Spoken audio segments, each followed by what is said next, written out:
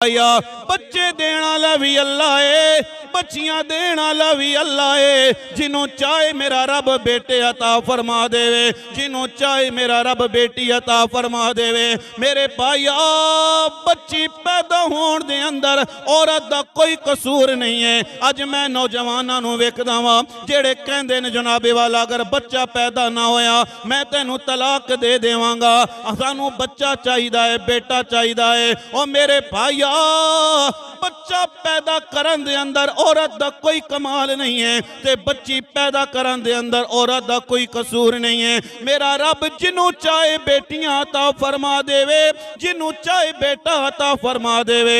जदों बेटी पैदा हो जाए ना भाईया सहमत ना समझिया करना, ओए बेटी ओनू अता कीती जांदी है जिहदे नाल सोहना रब प्यार करदा है। बेटियां दे बारे मेरे नबी ने फरमाया है साहबा बेटा नेमत बन जाता है, बेटी रहमत बन जाती है। जिहदे घर दे अंदर बेटी पैदा हो जाए ना और रब दा शुक्र अदा करे ताइयों ते मियां साहब फरमांदे ने कि पुत्तरां लई तियां लई परदेस वे बाबुले ते पुत्तरां लई जागीरां।